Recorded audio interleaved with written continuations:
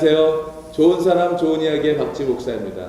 바쁘고 지친 여러분들에게 오늘 정말 만나면 너무 행복해질 만한 두 분 여러분께 오늘 소개해 드리려고 합니다. 안녕하세요. 안녕하세요. 네, 오늘 이렇게 좋은 사람 좋은 이야기에 나와주셔서 정말 감사드립니다.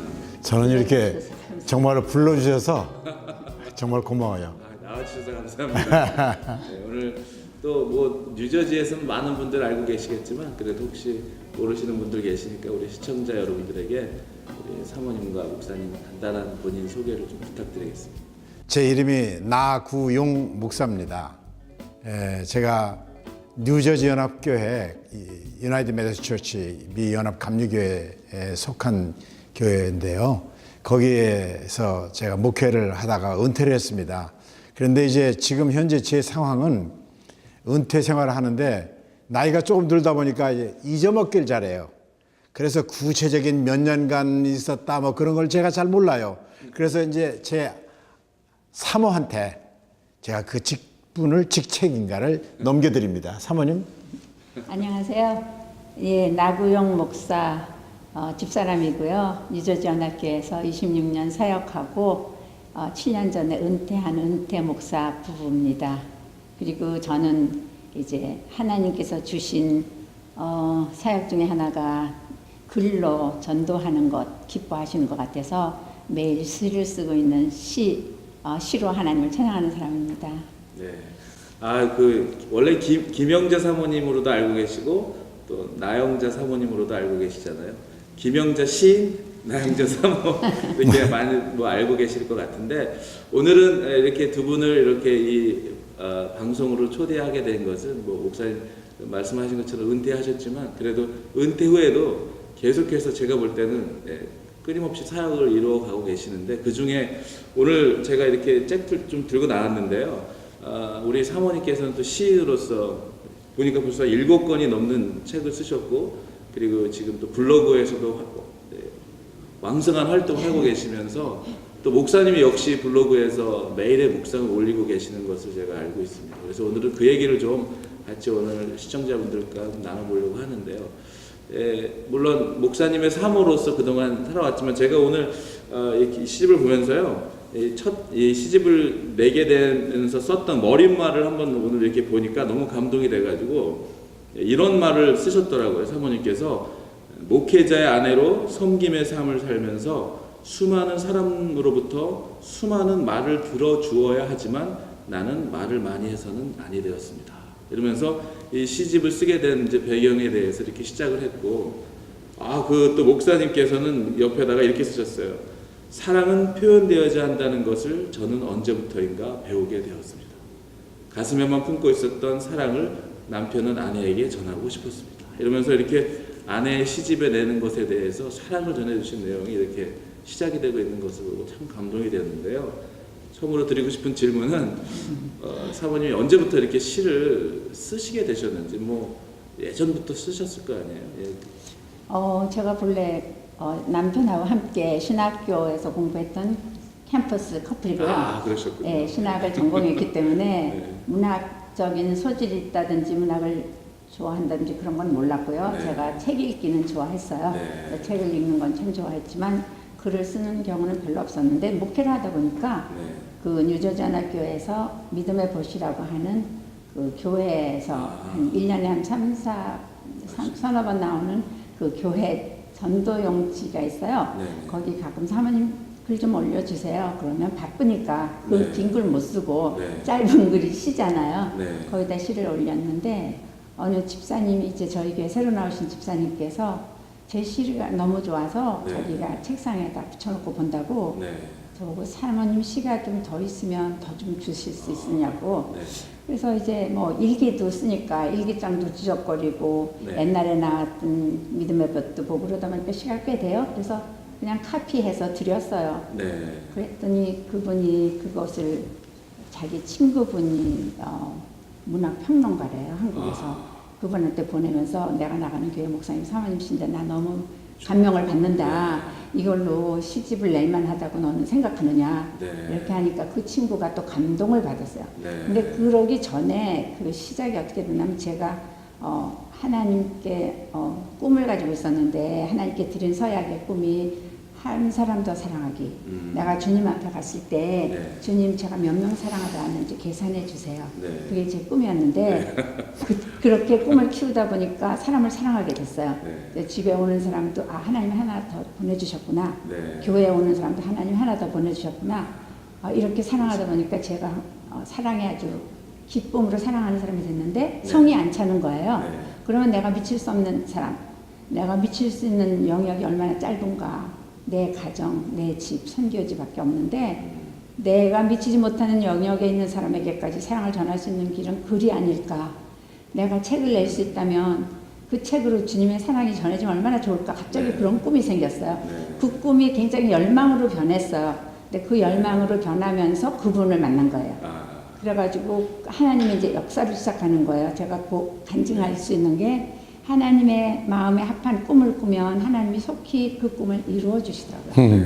그래서 제가 그 꿈을 꿨는데 하나님이 그 꿈이 열망이 되게 하시고 그 꿈을 실현을 시키시는데 교회 집사님을 통해서 그분이 이제 한국에 있는 이제 출판사에다 그걸 보냈더니 하나님이 하시는 일이니까 이번에는 그 글이 출판사 사장님의 마음을 감동을 시키셔갖고 그분이 내가 내주겠다고 너무 되시군요. 좋다고 그래서 그 출판사에서 거저 책을 내서 책이 돼가지고 이 집사님이 저에게 시집을 갖다 준 거예요.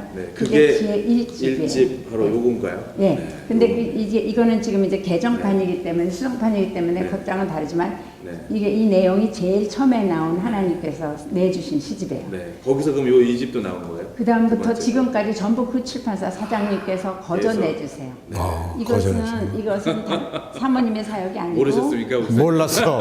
거절해주는 것까지는 몰랐어. 지금까지라는 얘기. 목사님은 다 건망증이 너무 심해가지고요. 네.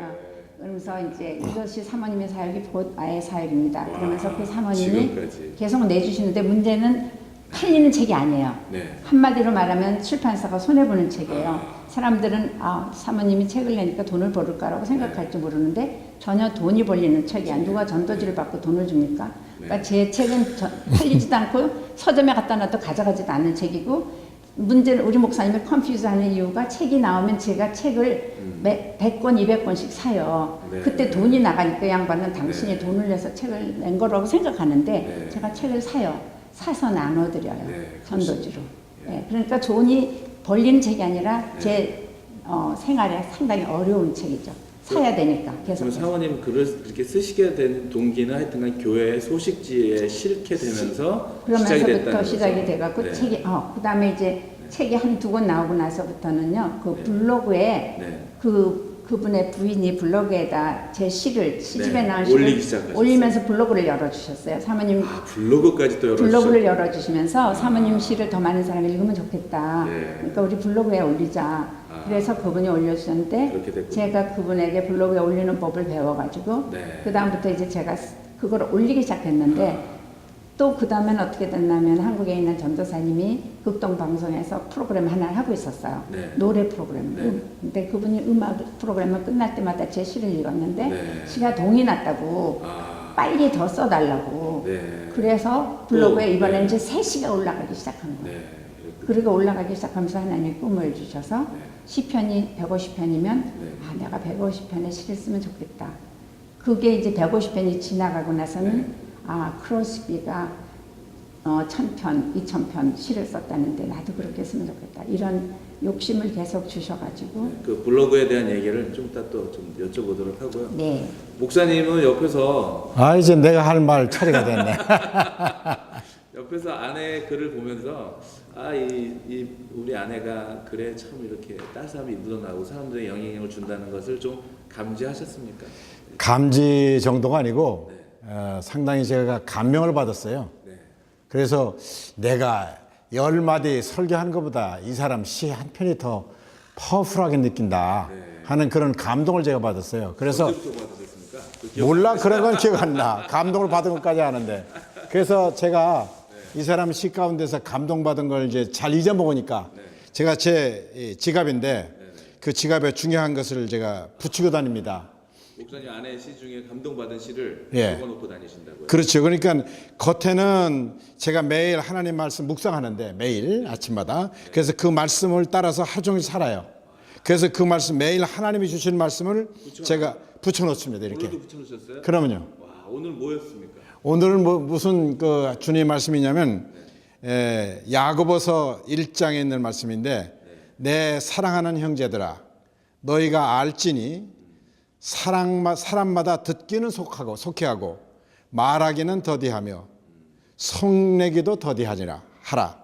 사람이 성내는 것은 하나님의 의를 이루지 못함이라. 이 말씀이 저를 찔른 거는 제가 성을 잘 내요. 정말요? 예, 제가 욱하는 그런 걸 제가 못해요. 참지를 못해요. 그래서 한번 욱하잖아요. 그럼 그것이 이 사람을 허태해요. 제가 욱하는 게 마누라한테 욱하지 교인들한테는 욱은 못하죠. 그런데 이제 마누라한테는 하죠. 그래서 이제 이걸 제가 오늘 아침에 써가지고 이렇게 붙였고 이 사람 시를 좋아하는 거 제가 하나 그건 이제 안에 이렇게 있습니다. 제가 기억력이 없으니까 제 집 주소, 예, 제 전화번호, 제 전화번호 제가 기억을 못해요. 그 다음에 아내 전화번호, 그 다음에 이제 뭐 형님들 뭐 이런 이제 그렇고 여기에 바로 제가 좋아하는 제 아내의 시입니다. 한번 읽어드릴까요? 예, 짧으니까 그 시 제목이 거룩함, written by 나영자, 김영자. 제가 이 사람을 존경하기 때문에 그대로를 저는 김영자를 좋아합니다. 근데 이 사람은 나를 존경하기 때문에 나영자로 쓰는데 하여튼 그렇습니다. 거룩함. 거룩함이란 높고 격리되고 홀로 깨끗하기보다는 오히려 낮은 곳으로 내려가며 섞이며 섬김이다. 이 시를 내가 좋아하는 이유가 꼭 주님을 그려놓은 것 같아. 그래서 이 시를 제가 참 좋아해요. 왜냐하면 우리 예수님을 그려놓은 시인데 예수님은 거룩하시잖아요. 근데 높은 곳에 계시기보다 낮은 곳에 내려오셔서 짧지만 되게 예. 가슴이 점이 오는 시네요. 어떤 미사역으로 시가 무슨 미사역으로 막 이렇게 포장되어 있는 시가 아닌 그냥 그 순수함 그 자체. 사모님이랑 지금까지 꽤 오랜 시간 알아왔잖아요. 그래도 근데 보면 지금도 여전히 목사님도 그러시지만 순수한 그냥 소녀와 같은 주님 앞에서의 정말 이 숨길 것 없는 어린아이 같은 소녀 같은 모습으로 살아가시고 계시기 때문에 이러한 순수한 시들이 나오고 있는 것 같아요. 예, 제가 소녀를 데리고 사느라고 참 힘이 듭니다.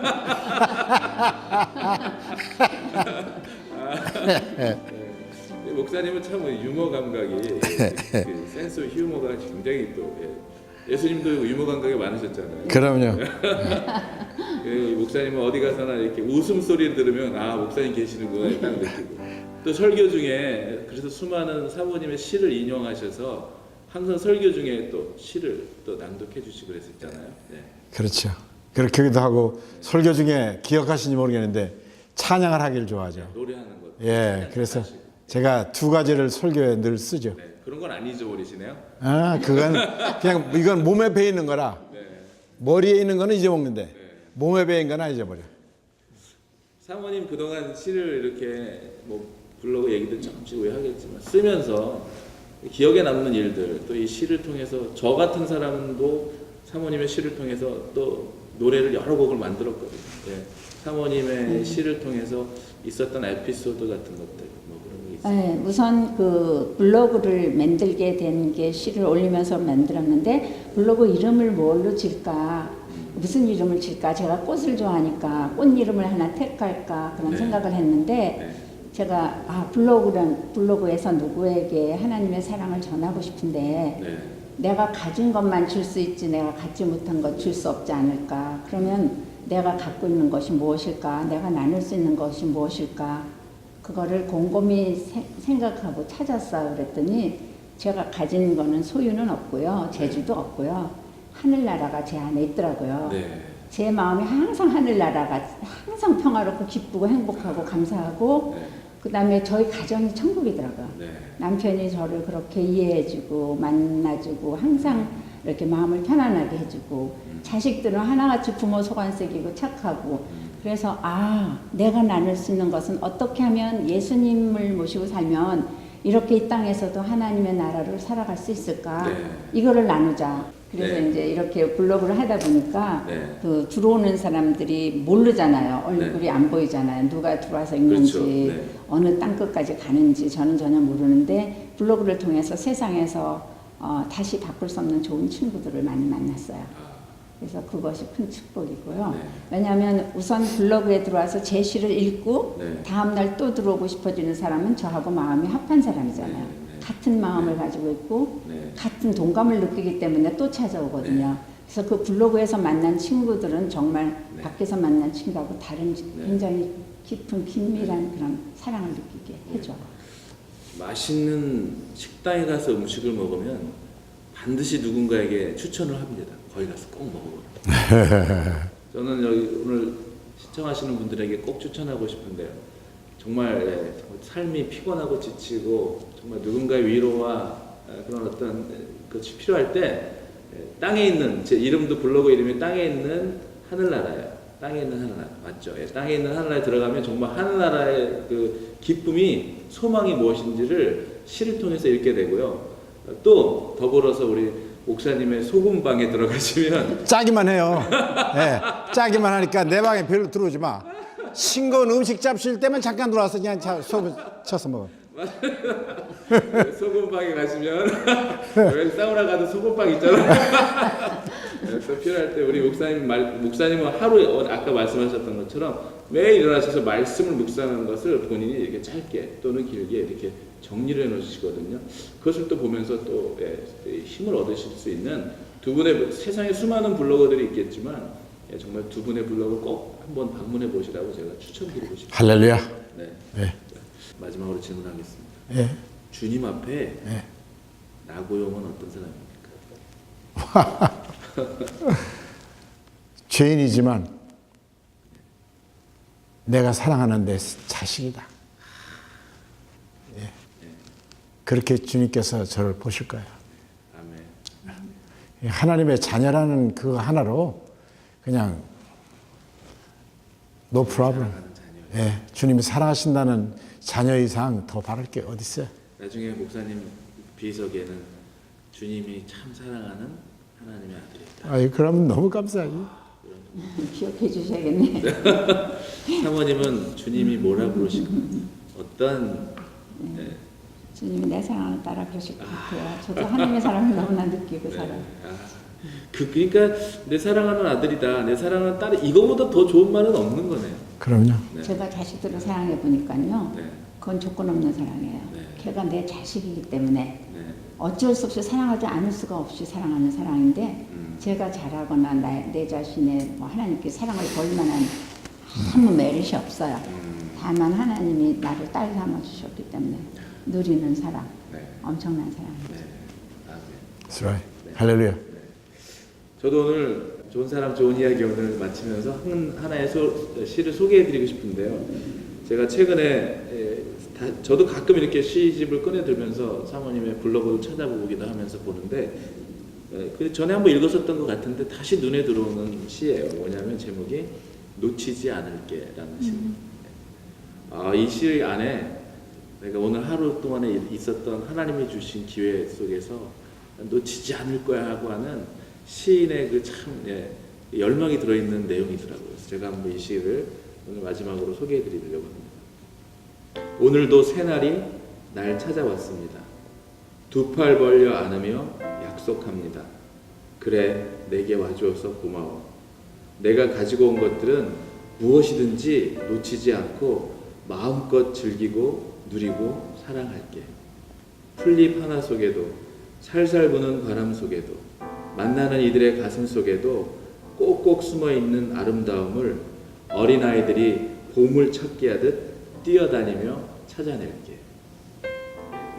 성경 구절은 아닌데 아멘이 막 나오려고 그 끝 구절 어린아이들이 보물 찾기 하듯이 그 설레는 마음으로 하나님께서 오늘 하루 우리에게 하라고 맡겨주신 일들을 하나도 놓치지 않고 나는 다 하겠다고 하는 그런 참 아름다운 내용이 들으시면서 그 어떤 마음을 쓰셨는지 기억나세요?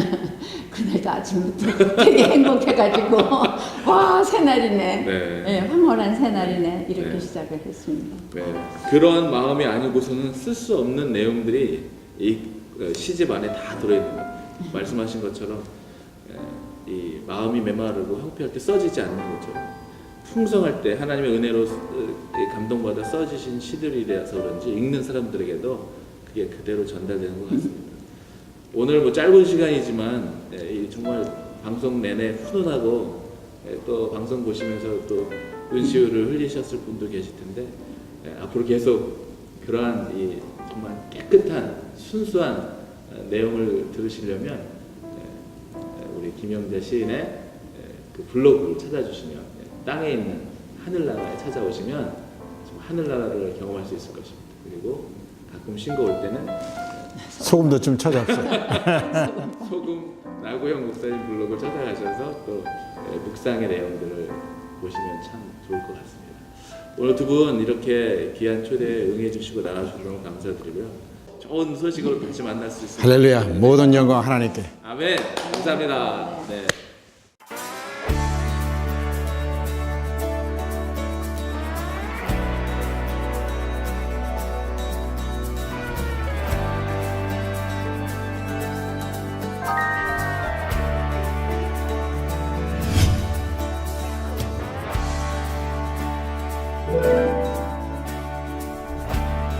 러브 뉴저지는 교회가 연합해서 하나님 나라의 유익을 위해서 영혼 구원하는 일에 어떻게 교회가 한 마음이 돼서 같이 연합할 수 없을까 하는 마음에서 시작된 그런 선교적 교회의 무브먼트라고 할 수가 있을 것입니다. 이제 각 교회들마다 다 개교회주의로 흐르고 있는 이제 교회 상황인데 이런 것들을 하나로 결집해서 예수님께서 말씀하신 전도와 기도에 뉴저지 교회가 합심해서 나갈 때 세상에 미치는 영향력은 훨씬 극대화될 것이다. 그러기 위해서는 우리가 교계의 목회자들이 먼저 하나로 연합해서 함께 전도하고 기도하는 것이 어떠냐, 이제 그런 취지로 시작이 됐습니다.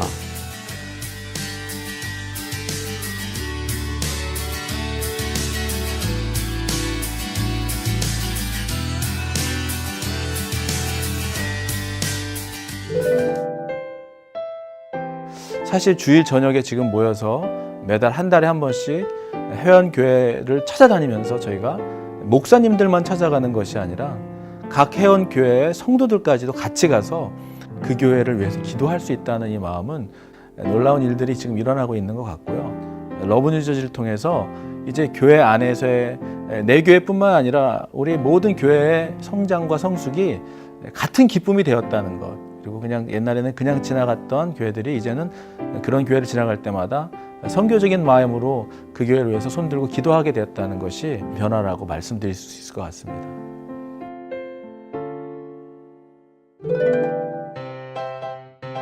기도 분과와 전도 분과도 이 러브 뉴저지의 한 파트로서 잡아가면서 교육 분과는 이제 목회자들을 위한 지적인 교육에 대한 공급이고, 또 나눔 분과는 교회와 교회 아니면 교회와 한인사회의 나눔의 어떤 파트를 감당하게 되고, 문화는 역시 나눔을 위한 하나의 수단으로 문화 분과가 있습니다.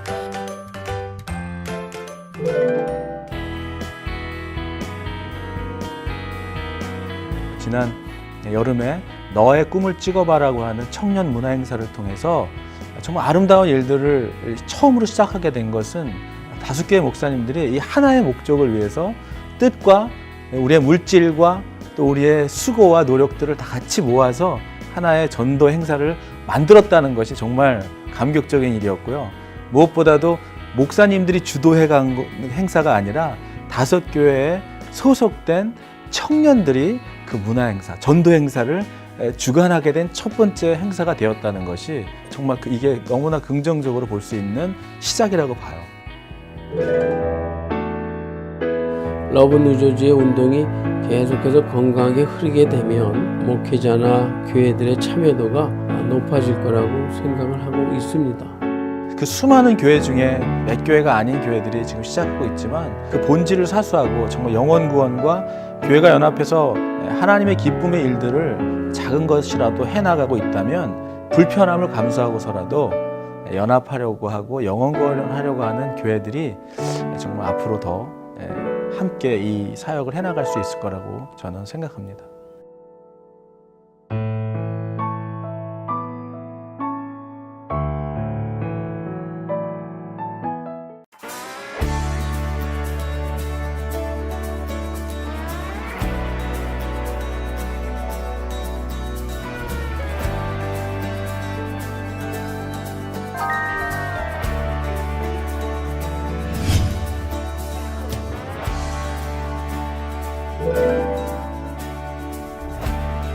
러브 뉴저지는 교회가 연합해서 하나님 나라의 유익을 위해서 영혼 구원하는 일에 어떻게 교회가 한 마음이 돼서 같이 연합할 수 없을까 하는 마음에서 시작된 그런 선교적 교회의 무브먼트라고 할 수가 있을 것입니다. 이제 각 교회들마다 다 개교회주의로 흐르고 있는 이제 교회 상황인데 이런 것들을 하나로 결집해서 예수님께서 말씀하신 전도와 기도에 뉴저지 교계가 합심해서 나갈 때 세상에 미치는 영향력은 훨씬 극대화될 것이다. 그러기 위해서는 우리가 교계의 목회자들이 먼저 하나로 연합해서 함께 전도하고 기도하는 것이 어떠냐, 이제 그런 취지로 시작이 됐습니다.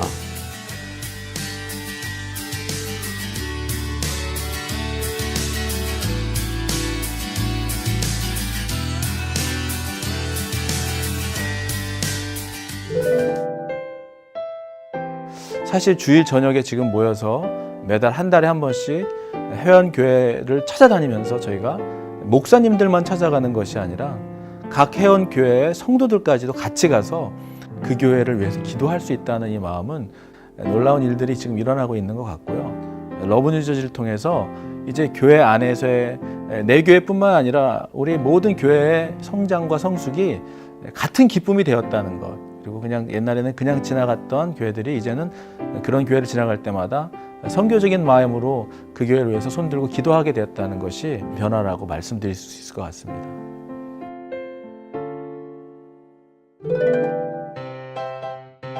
기도 분과와 전도 분과도 이 러브 뉴저지의 한 파트로서 잡아가면서 교육 분과는 이제 목회자들을 위한 지적인 교육에 대한 공급이고, 또 나눔 분과는 교회와 교회 아니면 교회와 한인사회의 나눔의 어떤 파트를 감당하게 되고, 문화는 역시 나눔을 위한 하나의 수단으로 문화 분과가 있습니다.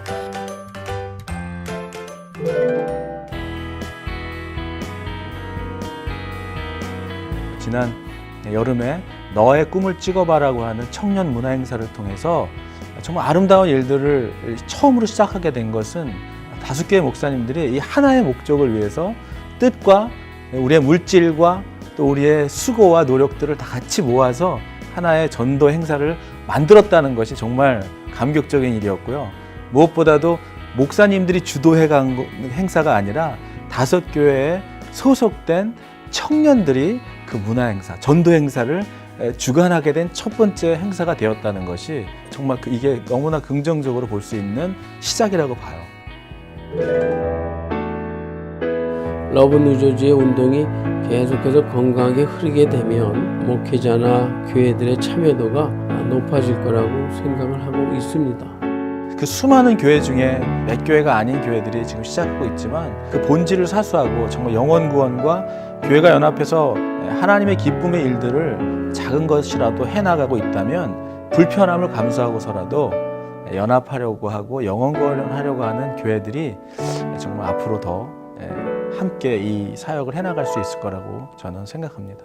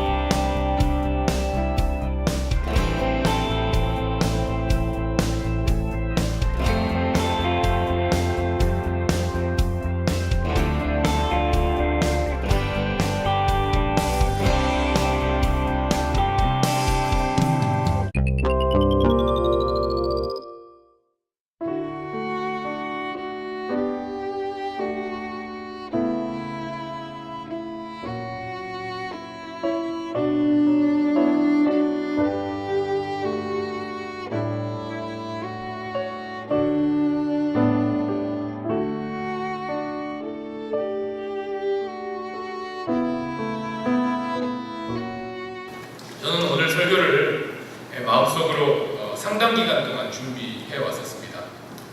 그러면서 우리 스스로 얼마나 좋은 일 또는 또 얼마나 열심히 주의 일들을 행하고 섬겨왔는가 그런 묵상을 많이 사실 했었어요. 그런데 주님께서 주신 우리 교회에 대한 생각이 조금 제 생각하고 많이 달랐다는 거예요. 만약에 여러분의 생각이 저랑 비슷한 생각을 만약에 가지고 계셨다면 저한테 주신 하나님의 예수님의 감동이 오늘 말씀에 드러나는 거니까 한번 우리 스스로를 한번 돌아볼 수 있는 그런 계기가 되었으면 좋겠습니다. 오늘 본문의 주인공은 내용은 에베소 교회예요. 오늘 본문 말씀은 예수님께서 사도 요한에게 지금의 터키 지방인 소아시아 지방에 있는 7교회에 보내는 메시지 중에 첫 번째 메시지입니다. 에베소 교회가 굉장히 중요한 교회였어요. 첫 번째 장자된 교회처럼 에베소 교회를 첫 번째로 이제 지목해서 예수님께서 사도 요한에게 편지를 쓰라고 하는 내용입니다. 사도행전 19장에 보면은 에베소 교회의 시작은 사도 바울에서부터 시작되었습니다. 사도 바울의 3차 전도 여행 때에 12명의 제자들, 이 사람들은 요한, 세례 요한의 제자들이었어요. 이 제자들에게 안수를 하면서 또 성령이 임하여 에베소 교회가 이제 시작되었습니다. 바울의 전도 사역에서 가장 크게 일어난 곳이 에베소 교회예요. 사도 바울이 갔던 데 전부 다 부흥이 일어난 것처럼 보이지만 사실은 고린도 교회와 에베소 교회, 나머지 교회들은 굉장히 많은 핍박과 실패를 경험했습니다. 그런데 어떤 전도 사역, 교회 사역의 가장 큰 성공을 거둔 곳이 바로 이 에베소 교회라는 거예요. 사도 바울은 2년 넘게 에베소에 머물면서 하나님의 말씀을 전했습니다. 그렇게 함으로써 많은 열매를 얻게 되었고요. 그 사역에 대하여 성경은 이렇게 말씀하고 있습니다. 사도행전 19장 10절 제 말씀 읽겠습니다. 2해 동안 이같이 하니 아시아에 사는 자는 유대인이나 헬라인이나 다 주의 말씀을 듣더라. 전부 다 주의 말씀을 들었다. 그만큼 에베소에 있는 사도 바울의 사역이 굉장히 하나님과 함께했던 그런 사역인 것을 우리가 알 수 있습니다. 이러한 사도 바울의 사역을 통하여 사람들이 하나님의 말씀을 이제 듣게 되면서 사도 바울에게 하나님께서는 많은 능력으로 함께하셨어요. 심지어는 바울의 손수건이나 앞치마를 사람들이 가져다가 아픈 사람에게 이렇게 터치라도 해도 그런 능력, 사람의 병도 낫고요. 또 귀신도 떠나갔다고 성경은 그렇게 기록하고 있습니다.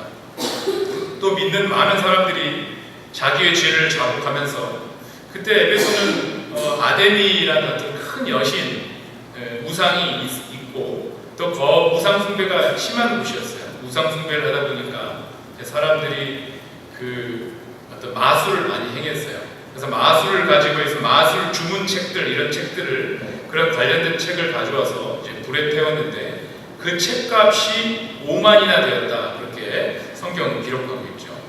그 당시 은화 하나가 한 사람의 하루 품삯이었는데 5만 명의 하루 품삯에 해당하는 것들을 이제 하나님 앞에 자기의 죄를 내려놓고 불로 태울 정도로 이게 쉬운 얘기가 아닙니다. 성경에 기록되어 있으니까 우리도 할 수 있겠지라고 생각하지만 자기들이 정말 믿고 있었던 그런 신앙, 믿고 있었던 믿음들을 지금까지 있던 걸 다 뒤로하고 이제 이것은 필요 없다 하면서 그걸 한꺼번에 불로 태우는 것은 이렇게 만약에 불로 태우는 믿음을 갖고 있는 사람들 있죠. 이런 사람들은 결국은 주님과 동행하는 그런 삶을 살아가게 되는 거예요.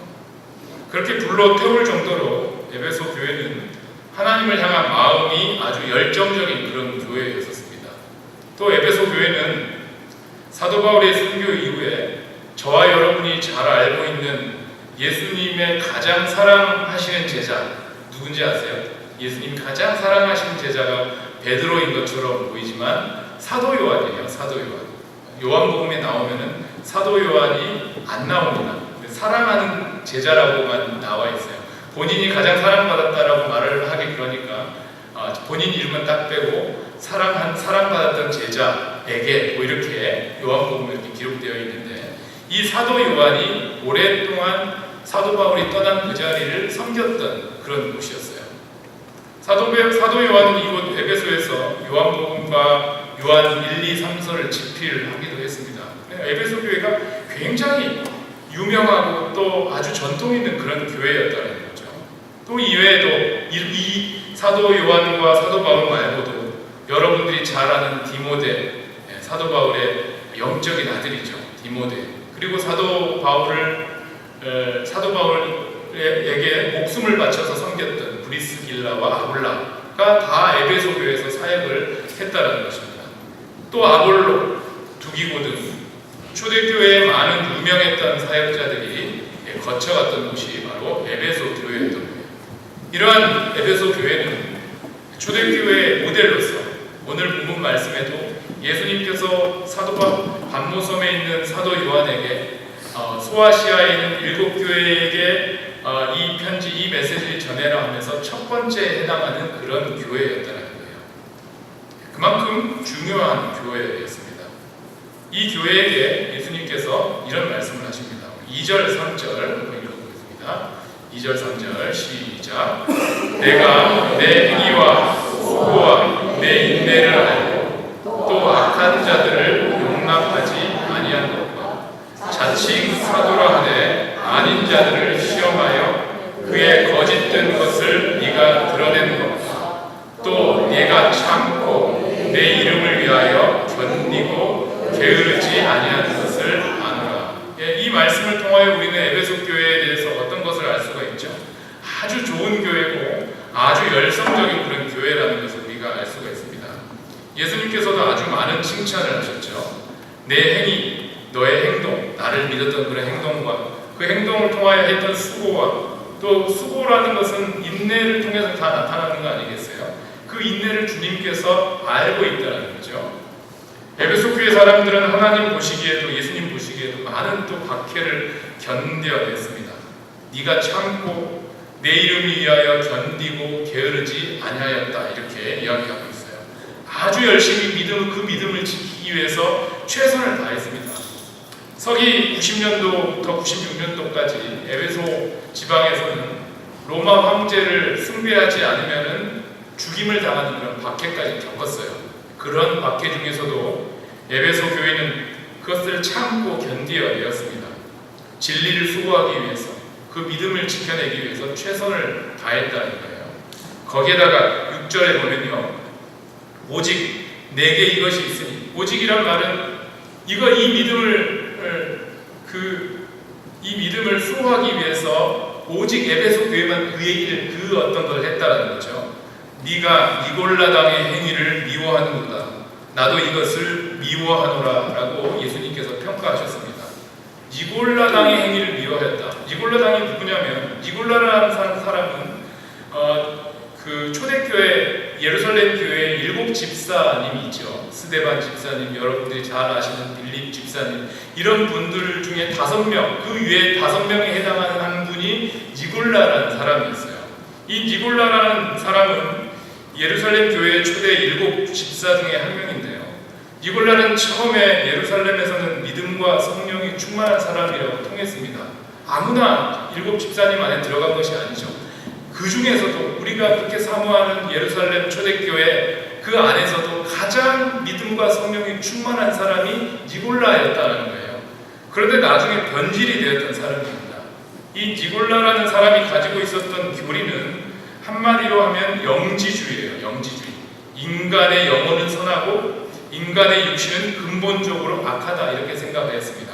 이것이 무슨 문제가 되냐면 사람이 구원을 받는데 믿기만 하면 구원을 받는다 이런 얘기를 하는 거죠. 우리 이런 얘기 굉장히 많이 듣죠. 교회 가면 믿기만 하면 구원을 받는다. 이 말이 맞는 것 같은데 그러면서 어떤 주장을 하게 되냐면 너희가 믿기만 하면 육체의 행위와는 구원과는 아무 상관이 없다고 그렇게 주장해버렸어요. 그런 이유로 니골라당에 속한 사람들은 자기들은 예수 그리스도를 믿음으로 구원받았기 때문에 이제부터는 아무렇게 살아도 우리 구원과는 상관이 없다 이렇게 생각을 하고 있었던 거예요.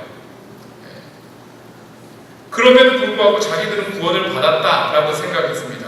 오늘날 이러한 믿음을 가지고 있는 대표적인 무리가 어느 무리 것처럼 느껴지세요? 저는 구원파라고 생각합니다. 구원파가 그러죠. 예수님께서 모든 죄를 다 세상 죄를 십자가에 못 박혀 다 돌아가시고 그것을 믿기만 하면 우리가 구원을 받는다는 거죠. 그래서 어떤 삶을 살아도 우리가 그것을 믿었기 때문에 구원받았다라고 생각합니다. 이것을 이렇게 생각하면 지금 현대 교회에 가지고 있는 많은 교회들이 이런 믿음, 이런 구원파적인 구원 교리를 가르치고 있다. 저는 그렇게 생각이 들더라는 거죠. 반면에 에베소 교회는 이러한 니골라당의 행위를 미워하면서 영혼의 구원을 자기들의 삶 속에 나타내 보이려고 그렇게 노력했어요. 그래서 예수님께서 칭찬하는 거예요. 오직 너희만이 니골라당을 미워하였다. 너희가 그런 진리를 수호하였다. 이런 것을 주님께서 칭찬해 주셨던 것입니다. 저는 우리 교회가 꼭 에베소 교회인 것처럼 느껴졌어요. 이 말씀을 보니까 그랬어요. 물론 사도 바울이나 다른 유명한 사역자와는 성경에서 나오는 그런 유명한 사역자와 우리 여기 있는 우리 사역자들이 비교할 수는 없지만 나름대로의 어려운 환경 속에서 어떻게든 주님이 기뻐하신 뜻이 무엇인가 분별하려고 했던 그런 노력들이 우리 안에 있었습니다. 또 최선을 다해서 거짓된 것을 분별하면서 올바른 구원론, 제가 그런 일 굉장히 많이 했어요. 올바른 구원론을 가지고 정말 우리가 구원에 이루어야 한다라는 그런 말들을 제가 많이 했었습니다. 최근에 퍼져 있는 니골라당의 교훈을 미워하면서 올바른 구원론을 가지기 위해서 노력했던 그런 시간이었던 거예요. 그런데 예수님께서 이렇게 칭찬하셨음에도 불구하고 문제는 여기에 있습니다. 4절 한번 읽어볼까요? 4절 읽겠습니다. 시작. 그러나 너를 책망할 것이 있나니 너의 처음 사랑을 버렸느니라. 네. 제가 처음에 언급했던 것처럼 저는 오늘 이 시간을 굉장히 오래전부터 기도하면서 준비해 왔습니다. 그간 3년간의 수고, 여기 계신 분들은 거의 다 3년 이후에 오셨던 분들이잖아요. 3년간의 수고와 인내 그리고 행했던 것을 위로하면서 앞으로 청사진을 준비했었는데 저에게 온 주님의 감동이 이 말씀이었던 거죠. 칭찬도 물론 있었어요. 인내를 알고 너희가 올바른 구원론을 가지고 열심히 사역을 하려고 노력했다라는 것 주님께서 이렇게 보여주셨는데 칭찬도 분명히 있었지만 책망이 있었다라는 거죠. 이번에 저는 한국에 가서 저의 그 큰 누님의 권유로 한국에 있는 그 우리들 교회라는 곳에서 하는 목회자 세미나에 참석했었습니다. 오늘 본 말씀은 한국에서 제가 첫 주일 예배를 드렸을 거 아니에요. 그 주일 예배의 본문 말씀이에요. 우리 교회가 앞으로 나아가야 할 방향, 아니면 지금까지 우리가 행했던 것들, 이런 것들이 좋은 긍정적인 부분으로 제 마음속에 굉장히 가득 차 있었어요. 그렇게 가득 차 있었던 제 마음 안에 이 본문 말씀, 오늘 말씀이 잘 들어오지가 않더라고요. 우리는 뭐 잘하고, 우린 열심히 했고, 뭐 그렇게 저는 그렇게 생각이 들었습니다. 물론 열심히 했고 잘했다고 저는 생각해요. 최근에 개척교회가 성도가 늘어나는 것도 쉽지 않은데 여러분들 이렇게 함께 이렇게 계신 분들이 여러 계시고 저는 굉장히 열심히 했다고 생각을 했어요. 세미나 중간에서도 계속적으로 오늘 본문 말씀이 선포되었었습니다. 그런데 그냥 제 귀에 맴돌기만 했어요. 사랑하는 여러분, 하나님의 말씀이 어떤 사람에 의해서 선포되거나 우리의 마음속에 감동되어진다 할지라도 우리 귀에 정확하게 잘 들리지 않습니다. 정말 하나님의 말씀이 우리의 마음속에 들리기만 한다면 무언가 우리의 삶은 바뀌어질 수밖에 없어요. 그런데 계속적으로 열심히 들었음에도 불구하고 제 귀에 그냥 맴돌기만 했다는 거예요. 지금 고백하지만 사실 저는 2-3개월 전부터 언젠지는 정확히 기억이 안 나지만 영적인 방향을 조금 잊어버린 그런 상태였습니다. 그러다 보니까 사역은 계속적으로 열심히 하려고 하는데 제 마음속에 주님의 마음이 잘 느껴지지 않았어요. 아주 제 마음속 깊은 부분을 얘기하고 있는 것입니다. 여러분들은 어떻게 생각했는지 모르겠지만 저는 정말 그랬어요. 저와 함께 성경 공부를 많이 하신 분들은 조금 느끼실지도 모르겠습니다. 왜 그러냐면 그 전까지는 제가 성경 공부를 하게 되면 절대 빠지지 않아요. 다른 사람이 빠져도 저는 안 빠집니다. 한 사람이라고 와도 어떻게든지 가려고 하고 그랬는데 언제부턴가 자꾸 제가 그걸 캔슬하고 스스로 캔슬하는 그런 어떤 행동을 제가 하고 있었다는 거죠. 그렇게 세미나를 며칠 참석했던 하는 중에 어느 날 아침에 저희 누나와 함께 아침을 먹는데 누나가 저에게 이런 말을 했어요. 너의 죄는 교만한 거야. 이런 말을 해요. 너의 죄는 교만이다. 입 다물어라. 저한테 입 다물어라는 말을 해요. 그때까지 제가 무슨 말을 했냐면 우리 교회가 얼마나 좋고 분위기 좋고 하나님 얼마나 사랑하시고 하나님의 사랑이 우리 교회 안에 있고 이런 얘기를 많이 했어요. 그런데 우리 누나 보기에는 내가 교만하게 느껴졌어요. 근데 그 말을 딱 듣는 순간에 너의 죄는 교만이다. 입 다물라 하는데 그 말을 듣는 순간에 맴돌고 있었던 하나님의 말씀이 갑자기 깨달아졌습니다. 수개월 전부터 내 마음이 답답했던 이유, 내가 교만해졌기 때문이다 라는 것이 내 마음속에 깨달아졌었던 거죠. 그래서 그 말대로 입을 다물라고 했습니다. 아무리 해도 못 알아듣는 그런 저에게 누나라는 어떤 그런 한 사람의 입을 통해서 하나님께서 직접 전달을 해주셨던 것 같아요. 그래서 그 말대로 저 하루만이라도 입을 다물었어요. 말을 하지도 않고 내가 하나님의 말씀을 경청하겠습니다. 하루 온종일 하나님의 말씀을 한마디도 않고 그냥 들었다는 거예요. 지금 생각해보니까 처음에 목회를 시작할 때는 제가 어떻게 할 줄 몰랐어요. 내가 설교를 해도 여러분들이 은혜를 받는지 아니면 내가 잘하고 있는지 모르니까 하나님만 의지해야겠죠. 하나님 도와주세요. 겸손이죠. 어떻게 보면 겸손했던 것 같아요. 지금에 비하면 그렇다는 거죠. 뭘 모르니까 당연히 겸손할 수밖에 없었습니다. 하지만 3년이 지나고 보니까 나름대로 교회 안에 일꾼도 생기고 적게나마 나름 사람들에게 인정을 받았던 것 같고 또 그간 우리가 행했던 사역들 때문에 내 안에 어떤 마음이 들어왔냐면 내가 할 수 있다. 우리 교회도 할 수 있다. 이라는 난 안다라는 그런 생각들이 내 안에 지배적으로 들어왔다라는 거예요. 지금 생각해보니까 나는 정말 안다라고 생각했습니다. 성경도 알고 성령의 임재도 알고 복음의 내용도 안다고 그렇게 생각한 거예요. 하지만 정작 진짜로 알아야 할 것은 몰랐다라고 저는 고백합니다. 진짜로 사람이 알아야 하는 것이 뭔지 아세요, 여러분? 복음의 내용도 중요하고 예수님이 십자가 못 박혀 돌아가신 것도 중요하지만 사람이 진짜로 알아야 할 것은 뭐냐면 자기 죄를 알아야 돼요. 사람이 자기 죄를 보지 못하면 은혜도 필요 없게 됩니다. 제가 자주 이야기하는 그 쓰레기 비유 아시죠? 쓰레기 비유. 우리가 맨날 버리는 쓰레기를 보면서 사람이 깨달아야 되는 것이 한 가지 있습니다. 쓰레기가 쓰레기라는 것을 깨달아야 사람은 그 쓰레기를 가지고 쓰레기통으로 얼른 집어넣죠. 쓰레기가 쓰레기라는 걸 모르면 쓰레기임에도 불구하고 쓰레기통에 절대로 갖다 버리지 않는다는 거죠. 사랑하는 여러분, 십자가가 쓰레기통이라는 거 아세요? 쓰레기를 거기에다 갖다 버리는 거예요.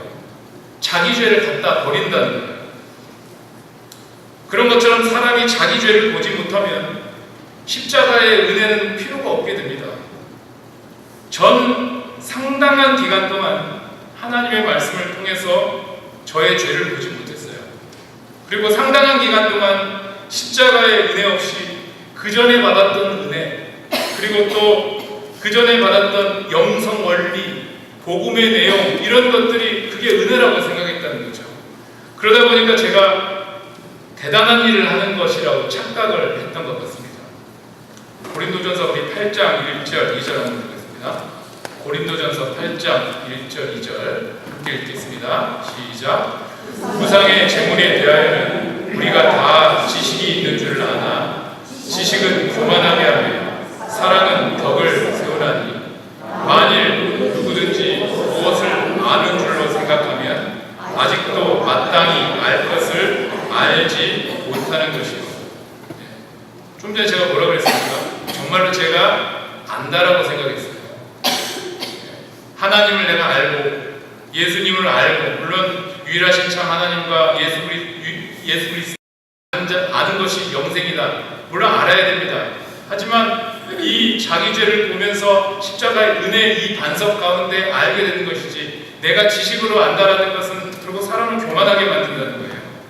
사람이 지식으로만 주님과 성경에 대해서 알게 되면 그 지식은 사람을 교만하게 만들게 된다는 거죠. 이 지식은 다른 사람에게도 지식까지만 전달되게 돼요. 이번에 한국에서 그동안 우리 교회에서 열심히 봉사했던 그 젊은 청년 한정우 형제를 만났어요. 군대 가기 전에 제가 정우 형제가 군대를 가게 되면 내가 만약에 한국에 나가게 되면 무조건 면회를 한다라는 그 약속을 한 5-8번 한 것 같아요. 그래서 그 약속 때문에 일부러 강릉까지 찾아갔어요. 저는 이 친구가 되도록이면 서울 근교에 좀 이렇게 거기에서 공부를 했으면 좋겠다라는 그런 마음속에 소원이 있었는데 강릉까지 간 거예요. 그래서 제가 우리 처갓집에 울산에 내려가기 전에 강릉을 거쳐서 울산으로 내려가게 됐는데 정우 형제가 이곳에서도 저에게 가끔 이런 말을 했습니다. 성경 공부를 하면 너무 좋대요. 자꾸 지식이 쌓이는데 지식이 쌓이니까 교만해지는 것 같다 이런 얘기를 해요. 그땐 제가 어떻게 그 말에 대해서 질문에 대해서 얘기를 했냐면 어느 정도 시간이 지나면 그 지식이 쌓여서 알게 된다. 그래서 어느 정도 시간이 지나면 뭐 좋아진다 이런 얘기를 했던 거예요. 그런데 이번에 정우 형제가 똑같은 고민을 저에게 말했습니다. 저는 정우 형제가 신앙생활을 잘할 거라고 생각을 했어요. 그런데 가보니까 그렇게 잘하지 못하고 있는 거예요. 이 지식 때문에 지식 때문에 오는 결론이 뭐였냐면 선민의식이 딱 들어온 거예요. 정우 형제가 뭐 나쁘다 이런 의미가 아니고요. 사실 제가 가르쳤으니까 결국 저에게도 선민의식이 있는 거라고 비슷한 것이죠. 선민의식이 있으면 어떻게 내가 선택된 자고 저 사람은 선택되지 않은 자다. 이러면 판단이 들어오죠. 나는 잘났고 저 사람은 잘 못났다라는 생각이 들어오게 되면서 그 지식이 사람을 교만하게 만든다는 거죠. 그래서 60명 중에 한 명도 구원하지 못하고 본인만 교회를 다니고 있는 그런 삶을 살아가고 있었다는 거예요. 정우 형제는 우리 교회에서 참 열심히 신앙생활을 했는데 그 형제의 신앙 상태가 바로 우리 교회에서 가르쳤던 어떤 결론이지 않은가 그런 생각을 굉장히 제가 이번에 많이 했었습니다. 결국 제가 열심히 복음을 선포했는데 지식 전파에만 그치지 않았나 그런 결론에 다다르게 된 거예요. 지식은 사람을 교만하게 하고 무엇을 안다고 하게 되는데 이르게 되는데 사람이 무엇을 안다고 생각하는 것은 아직도 그것을 모르는 것이라고 고린도전서 8장은 그렇게 말씀하고 있잖아요. 그러면 우리가 어떻게 해야 되겠습니까? 이 지식을 넘어서 사랑을 가져야 한다는 거죠. 지식은 사람을 교만하게 하지만 사랑은 덕을 세워서 사람들에게 전파될 수가 있는데 이 지식을 넘어 어떻게 사랑을 가지게 됩니까? 누가복음 7장에 보면 한 마을에 죄인이라 불리는 여자가 있었습니다. 예수님은 그 마을에서 한 바리새인의 집에서 식사 초대를 받으셨어요. 예수님이 그 바리새인의 집에 앉아 계실 때 이 죄인인 여자가 예수님 뒤에서 그 발 곁에 서서 울면서 눈물로 그 발을 적시고 자기 머리털로 닦고 그 발에 입 맞추고 향유를 부었다라고 성경은 기록하고 있는데요. 누가 봐도 조금은 이상한 행동이죠. 어떻게 그런 행동을 하게 해서 자기 머리털로 눈물로 닦고 예수님 발을 부었고 손도 아니고요. 좀 이상한 행동인데 또 그 여자는 죄를 지은 여자로서 죄를 지었다라는 것은 그 당시 사회에서 음란의 죄를 지은 거예요. 창기 같은 그런 역할을 했던 것 같아요. 그렇게 죄로 유명한 사람이었기 때문에 예수님을 초대한 바리새인이 이렇게 생각을 합니다. 예수님이 만약에 선지자라면 그 여자가 죄인인 것을 알았을 텐데 왜 저 여자에게 발을 맡겨? 이런 판단을 하게 된 거예요. 그러자 예수님께서 바리새인에게 이렇게 대답을 하세요.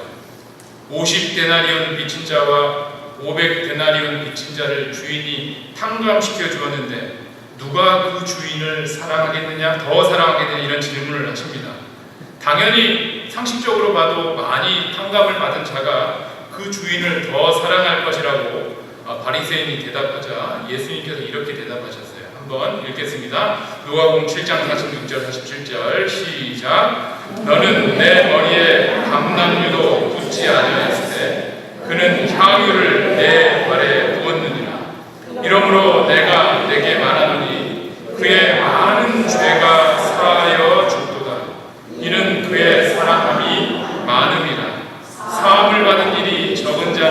적게 사랑하느니라. 이 여자가 예수님을 그렇게 사랑할 수 있었던 이유가 뭐겠어요? 여러분, 우리가 예수님을 정말 사랑하고 싶잖아요.